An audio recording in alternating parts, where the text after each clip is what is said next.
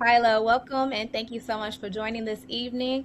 Currently, you're an administrator in Arizona, and a few weeks ago, you shared with me your unique story from educator to administrator, and now you have your business, Seabrooks Consulting. So, I would love for you to tell our listeners a little bit about your journey and what you do with your business right now. Absolutely. Thank you, Rochelle. I have been an educator for over 15 years, and it was not the first thing that was on my list of things to do when I first started. I wanted to actually be a pilot.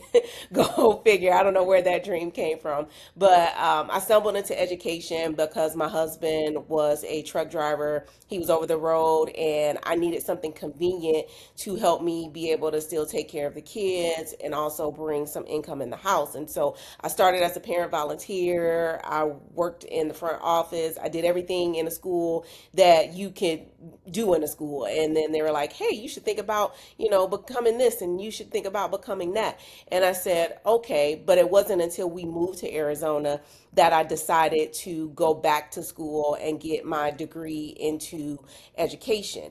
My high school journey, and just this is me going just back a little bit, my high school journey was not that perfect 4 years of high school that we all envision. I missed about 150, over 150 days of high school in the beginning, and this started in the 10th grade. And so that was me, skipping one class, and one class turned into two, and two classes turned into three, and then three classes turned into 3 weeks at a time. And while I was there, I was getting the grades because it was never a question of my skill or ability. It was more so the meaning behind why I was there.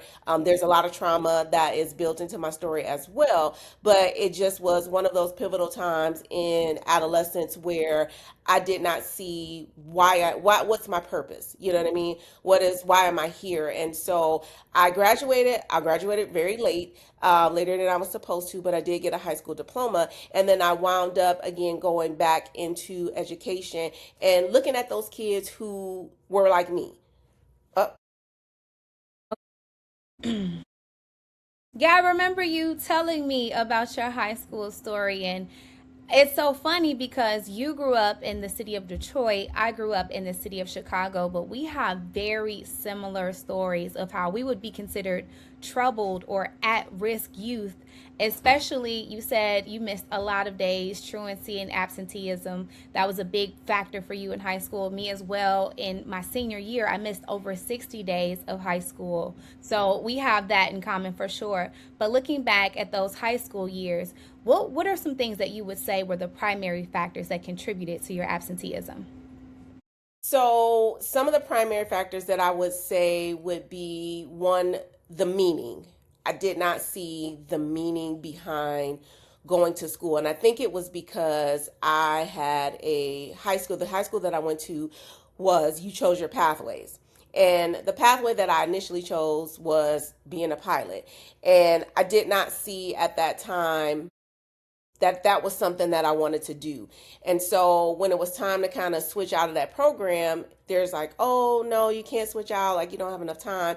And I think I kind of just lost the purpose along the way for high school. I was raised primarily by my grandmother, but growing up in high school, I kind of bounced back and forth between her house and then my house with my mom and my stepfather. And there were a lot of things that were happening in the household that, as a young pre-adolescent teen and going into the teenage years, like this was before we had all of these buzzwords like SEL, social emotional learning, and the SABRS testing that we're using to kind of determine what our kids are going through. I mentioned the ACEs, adverse childhood experiences, and I just think that if I had taken that test at that time, like my scores would have been through the roof just because of the things that I was going through. And so there were, cycle after cycle of this and that. And then I'm in high school and I still got to come to school and, get good grades and do this. And it was just like,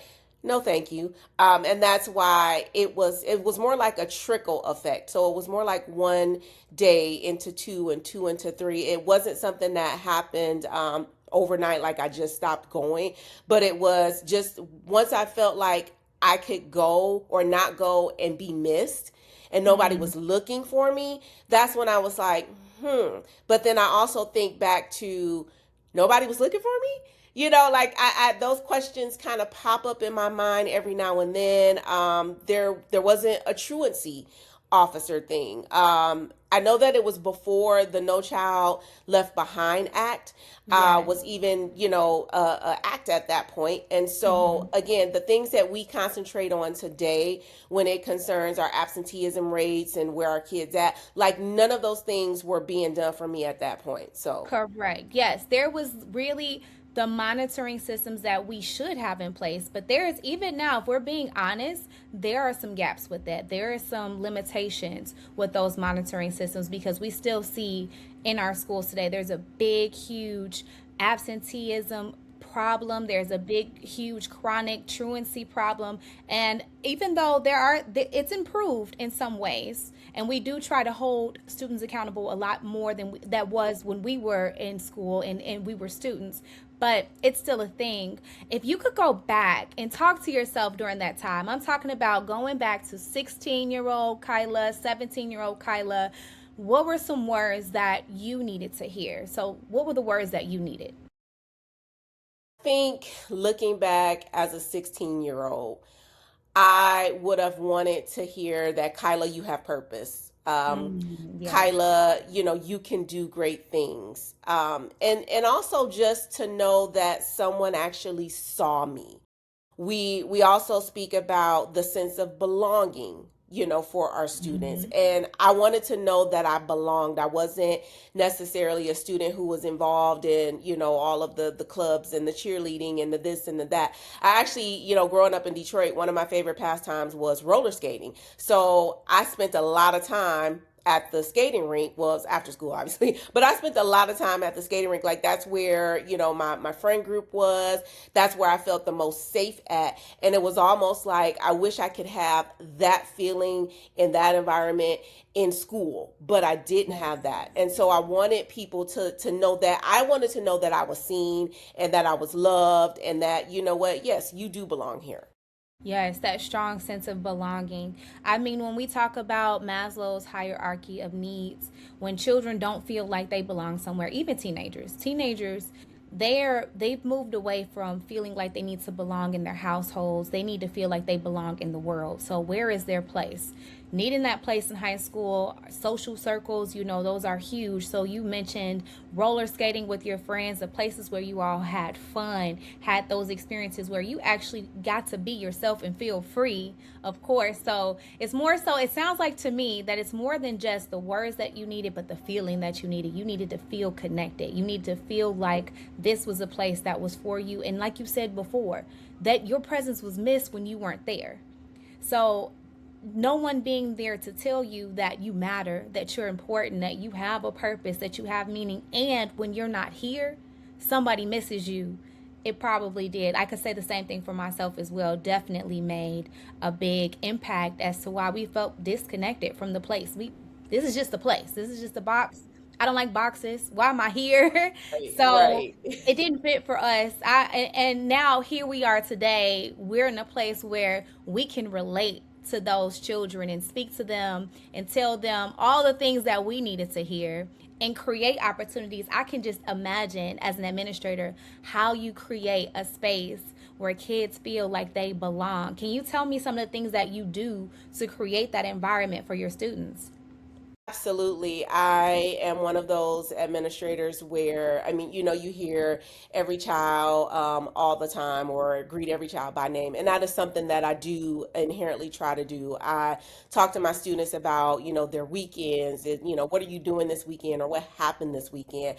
My goal is to get to know them on a smaller level, a micro level before I actually have to come in and, we have to have those difficult conversations because as an assistant principal, principal, I am the one who's handling the discipline.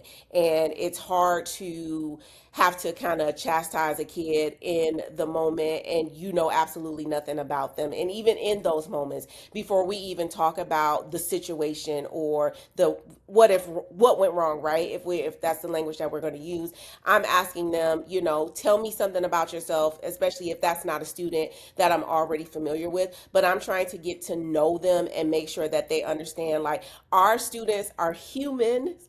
They are little Yeah, people in these bodies. They have these big emotions, but they feel, they think, they can thrive with, you know, with our help. But in the moment when it comes to wanting them to know that they belong, it's just a matter of just treating them like we want to be treated.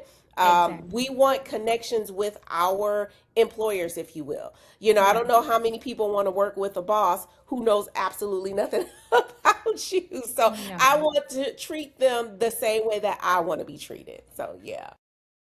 Building that relationship, when you build that relationship with your students, and I could say the same thing within the classroom, when you build that relationship with them and have that strong rapport with them and their parents, it's nothing that they won't do. Anything that you ask them for, they would push a wall through for you if you ask them to do it. Not only that, but when you have to correct them, they receive the correction so much better when they know it's coming from a no nonsense nurturer. You've already planted those seeds that I care about you, I believe in you, I want what's best for you, and they trust you. It's not the Yes. same as someone who doesn't know you. I don't trust you. Whatever you're saying to me, we're talking about this generation, Gen Alpha, Gen Z. They're like, who are you and why are you talking to me? It's going in one ear and out the other ear. Yes. And they will be quick to tell you to your face, you are not my mother. I do not have to listen to you. And in their world, in their eyes, you are no one to them if you don't have that connection with them. So that's huge. So what's one piece of advice you have for educators or parents who are currently struggling to support students with their attendance? One piece of advice is I would try to find out what are your students really interested in. Okay, Mm-hmm. what are your students really interested in? And like, there's a story for me. I was working with a teacher who we worked together, and she is in a new teaching environment. And she said that she had a student who was bringing coincident a worm to school, right? He was into worms for some reason, and I talked to her, and she's like, the other teachers were like, oh my god, he's bringing these worms to school, he needs to stop. And they were just, you know, mortified, right? And I said, but this is an opportunity for you to help him discover a path, right? Worms can take you into gardening, or I don't know what the scientific word for, you know, bugs and things are, but like that's a pathway, you know. And so sometimes when our students come to school and they're exploring who they are and what they do, like that's where we have our ear and we have to listen, right? And so going back, it's what are your students interested in? What do they really like? The shy students who really like books, like those are pathways into things. Even your students who are really into sports. I have a student right now who is he there's a 3D printer at home, you know, and that student is making things for me, and I'm like, that student is not probably the favorite of the teachers, but guess what? I have found something to talk to that student about and say, hey, you know, well, what did you make this past weekend? Or maybe you should make this, or let's look into this. So again, bringing those interests and knowing what those interests are and being able to bring, like, that's our job. Like, we're supposed to be able to look at our students and bring forth and help them bloom into the people that they're going to be, you know, today. And the same message would be for parents. Like, just figure out what your students like to do, what your children like to do. What are they interested? If there are, you know, clubs, like we grew up with the Girl Scouts and the Boy Scouts, you know, Yes. I remember selling Girl Scout cookies. That's a great way into being an entrepreneur, you know, even though a lot of people don't think of it that way. Like, there's a lot of leadership skills, sorry, in those clubs and things. And that's how we get to be the people that we are, by exploring. So Agree. I wholeheartedly agree. Finding something that is interesting to them and bringing that into the environment and making them feel like this person that they already are is okay, is enough. yes. I love the example that you gave of a student that's bringing worms to school, because I can understand as an educator how annoying that would be to be Right. like, this kid is bringing worms, and don't let it be a squeamish teacher. So as soon as you bring in this slimy worm, they're like, or the kids are screaming and freaking out, and now the teacher's like, this is disruptive. Instead of using that as a teachable moment, I love how you transform that. Like, this is an opportunity to show him something that he would not have otherwise been exposed to, because our kids, they are seeds. They are already meant to grow into someone. They are already predestined for who they're going to be and what their purpose is going to be in this world. And it's not our job to try to change that or alter that. Right. We just need to give them the environment to cultivate that. Like, let me help you on your path with your journey, with who you're already becoming. If this is what you're interested in, this is what's natural to you, this is what feels right to you, Right. let me help you and support you and guide you on the right path. So I love that. That's amazing. Well, with that being said, tell me what's next in your journey. I'm so excited. I'm so inspired by you. So what's the next thing? Well, I am a part of the Arizona Association for Middle Level Educators, and I coming up in September 2026, I will be one of their featured presenters. And so I'm also looking at doing a few other conferences. I put some proposals in, so waiting to hear back from those, and then going just looking forward to the next school year and seeing what my impact is going to be with those students. I look forward to every new school year. Like it's bittersweet at the end of the year because you've seen the growth, and you have to say goodbye to your eighth graders if that's what it is that you have, but then you have a whole new slew of kids coming in. So I'm looking forward to seeing my growth and pouring my growth into them, and just overall being a better educator and just being able to pour into my students. That's what's for me right now. Yep. Love that. I love that. So you have this conference coming up. Amazing. And so what is the title of your session?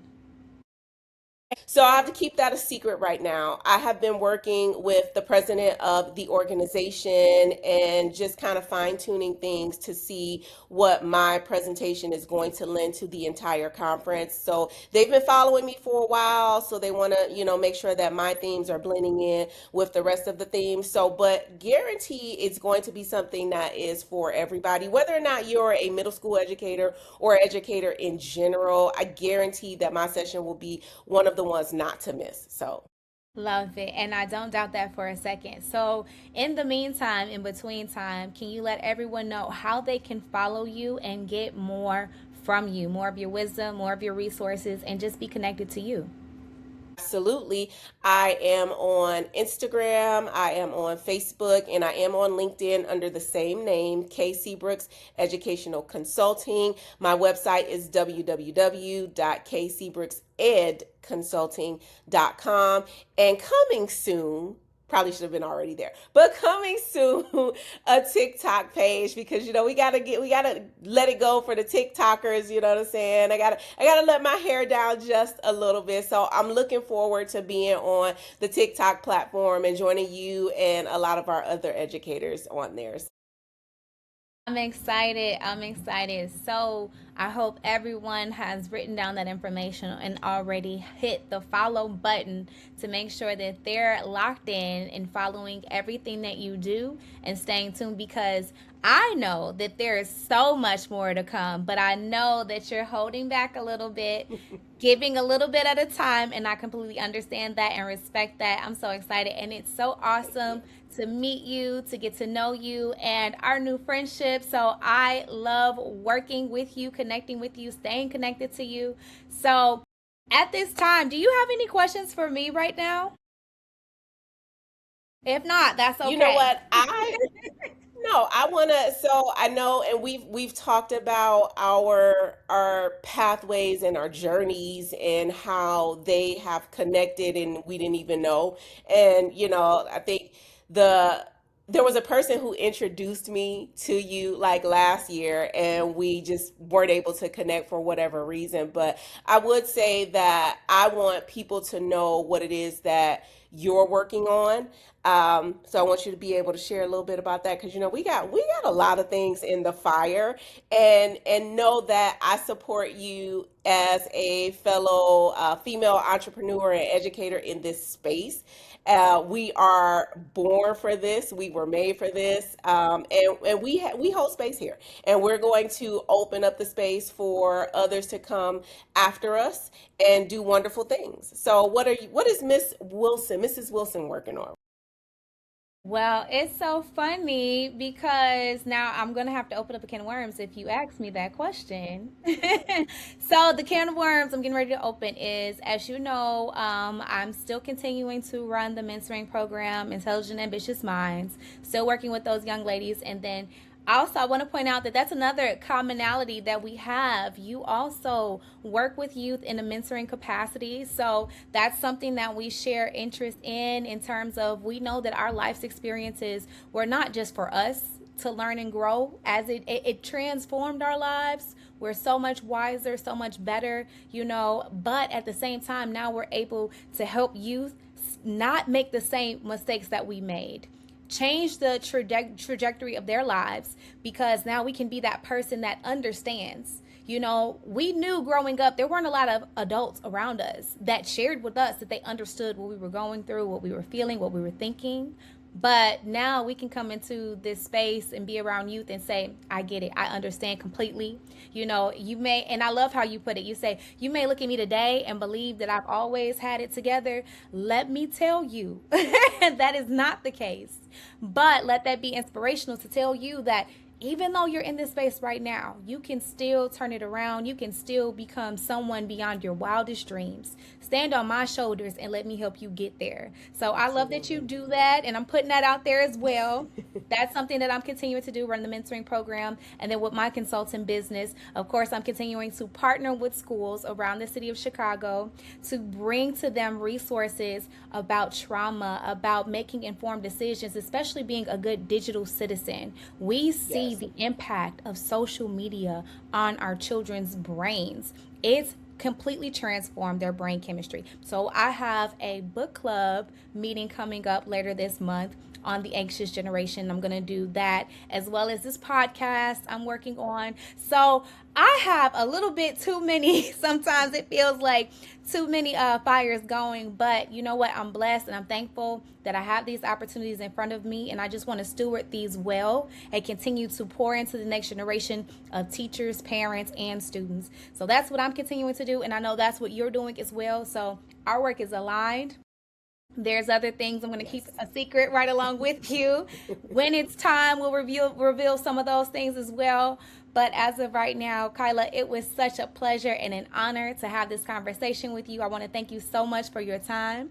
And this is only the first of many Yes. conversations. So this was a great conversation. Yes. I really, really appreciate you. And I hope you enjoy the rest of your weekend and your week ahead. Yes, thank you. Thank you so much for having me. It was definitely a blessing. It was definitely a pleasure. And I'll add that since we have so many things going on, like they got to follow us to see what's happening. You know what I mean? They got to come on, push that follow button. It's right there somewhere. It's up above Yes, somewhere. it's So going to yeah. be. It's there. Follow us. I'm going to make sure that I have a link for your website as well as your social media handles attached. Absolutely. Absolutely. If you really want to know and be the first to know, there's only one way. You have to stay connected. So, thank you so much again. Enjoy your weekend. I Thank love this you. conversation with you, and we'll talk again. See you later. Absolutely. Thank you. Bye. Bye.